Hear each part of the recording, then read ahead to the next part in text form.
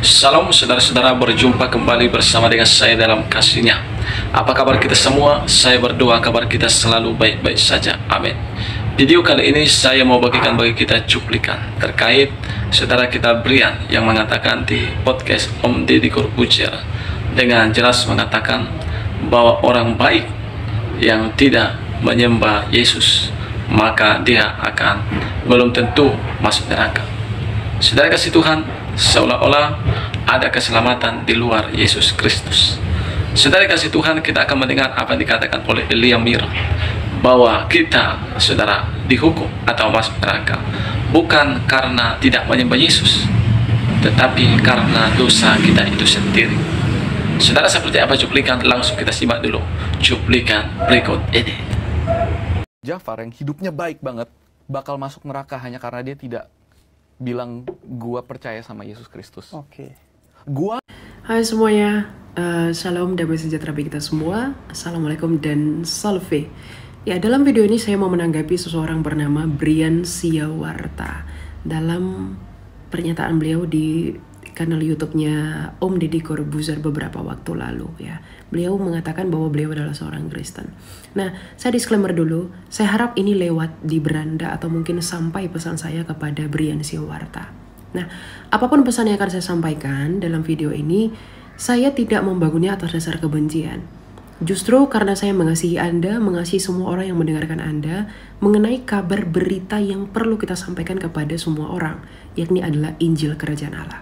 Ya, dan coba kita dengar apa yang disampaikan oleh beliau dalam kanal YouTube berikut ini. Yang baik. Gua tidak yakin gua akan menyembah seorang Tuhan yang rela membiarkan seorang yang sangat baik dan mulia seperti Habib Jafar yang hidupnya baik banget bakal masuk neraka hanya karena dia tidak bilang gua percaya sama Yesus Kristus. Oke. Sebenarnya saya nggak masalah ketika beliau mengatakan bahwa Habib Jafar itu dianggap sebagai anak Tuhan Yesus. Nggak apa-apa, karena Tuhan Yesus datang ke dunia ini untuk menyelamatkan seluruh dunia, karena tentu ia mengasihi seluruh dunia. Yohanes 3 ayat 16, jadi itu nggak masalah. Tapi yang menjadi masalah adalah seakan-akan beliau itu mengatasnamakan kekristenan, tetapi menyediakan keselamatan di luar daripada Yesus Kristus itu sendiri. Ya. Dan beliau mengatakan, saya tidak percaya dengan Tuhan yang membuat kamu masuk neraka hanya karena kamu tidak percaya dia. Masalahnya begini bro, seseorang itu masuk neraka itu bukan karena tidak menyembah Yesus. Seseorang itu masuk neraka itu bukan karena tidak menyembah Bapa, bukan begitu. Orang itu masuk neraka itu karena dosanya. Lalu, kenapa ketika kita percaya Yesus, kita itu tidak masuk neraka?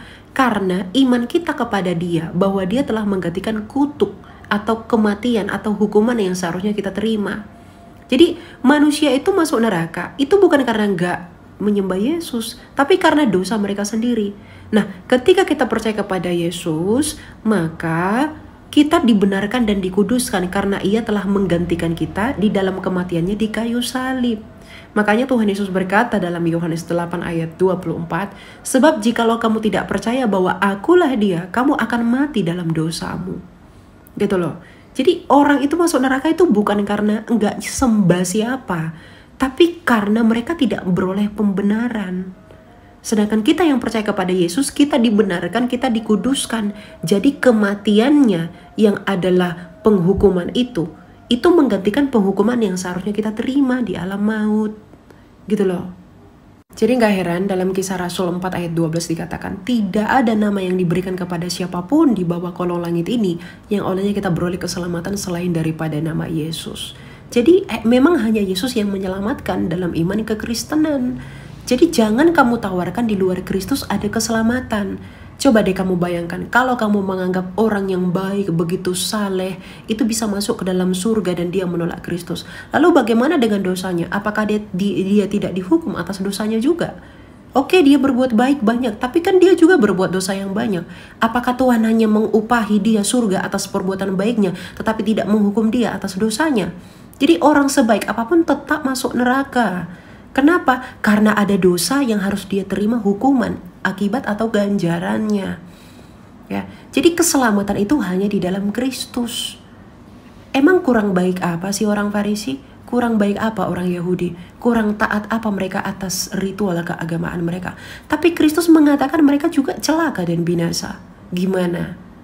Gitu loh. Jadi kamu boleh menginjili orang, kamu boleh bertoleransi pada orang, tapi menginjili orang itu tidak dengan menyenangkan telinganya. Tuhan Yesus bilang, jika ya katakan ya, jika tidak katakan tidak. Jadi kamu harus tegas kepada iman. Toleransimu kepada semua orang tidak dengan mengorbankan kebenaran yang ada padamu. Jadi belajarlah sebelum mengajar dulu. Ya, kamu didengarkan banyak orang. Kamu jangan berpikir kamu mengatakan begitu, kamu sedang menyelamatkan mereka. Tidak, kamu sedang membinasakan mereka. Membinasakan domba-domba yang sudah di dalam. Seakan-akan di luar Kristus pun it's okay, nggak apa-apa, nggak masalah.